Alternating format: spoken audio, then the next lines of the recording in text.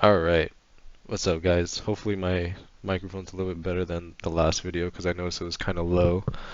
Want to go into what I traded today. Not officially according to plan, but it was based off like familiarity of like yesterday's video of how the market moves, right? So let's go to my Patreon and I'll tell you what I was originally looking at. Where we at? Alright, so happy Friday. 1122 analysis.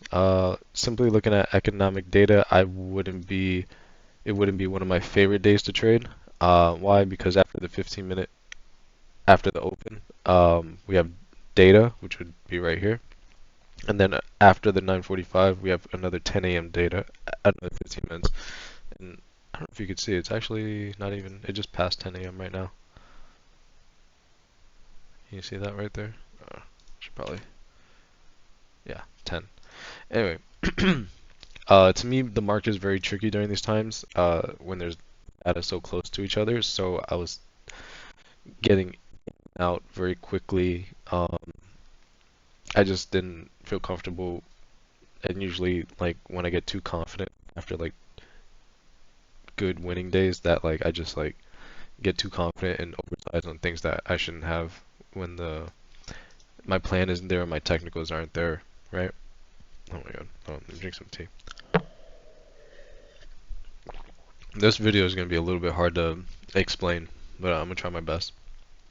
But with that being said, I'm taking it very lightly unless it's the plan I really like, of which the only one I see is, which we haven't got to it yet. Damn, it's rejecting. Is this trend line on SPX and SPY. Wait, that's not it. It's this one down here. I'll probably wait for that, but I'm sitting at 692 profit today, so I'm probably just gonna go to the gym or something. So that's the things I'm looking out for. But as you could see in early on in the video, I had taken 3 trades, all NQ, and I'll explain why. So let's go to QQQ on this one. Okay. So what did I see here? I think the first trade was a long, right? Let me double check.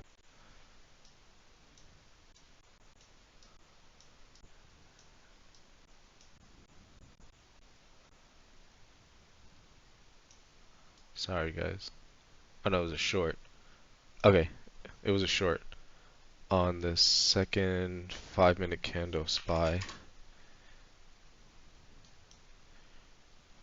Right there, right? Okay, let me put SPY right here. Sorry, I know this video isn't very clean cut. Okay. So, what happened was we... Damn, I can't even really explain this because this is part of my secret sauce from yesterday that I was talking about. But I took this initial reject right here, only scalped it, and then the second trade was... Sorry, I can't even explain that one. It's just something I've noticed in the market. Second trade was a long. Okay, so we tapped this, got below, I got out real quick, and then once we got above, I took a long, um, sized heavier on that. Why? Because we were like holding this resistance, right? And then once we finally touched it, I went for the reject, got out quickly. I don't bet too much on NQ. But then once it looked like we were going back up, that's when I sized 2 contracts for, I forgot how much was the win. It looks like 300, 350. Damn it, it reached like 450, but whatever. 350, right? Now the third trade. Oh, and the other reason why I went long here, not only was just this alone was a good enough recognition that I've noticed to go long, even for a scalp, was that this resistance that I had on SPY was already broken out. Like we were holding, now we're above resistance, technically support now. So like I said, in conjunction, they kind of move together. So if one's kind of breaking out, more than likely the other one's going to break out. So I was like, okay, I'm willing to go long, and I sized two contracts, right?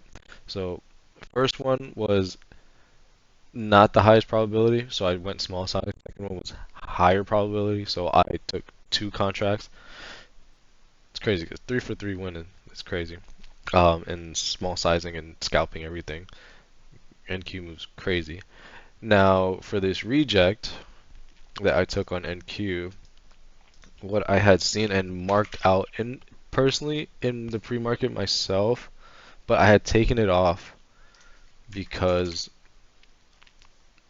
I didn't want to sit around long for this, but I didn't expect us to get up to here, which is what we're rejecting right now. Um, we had reached a reject on SPY, and I was waiting.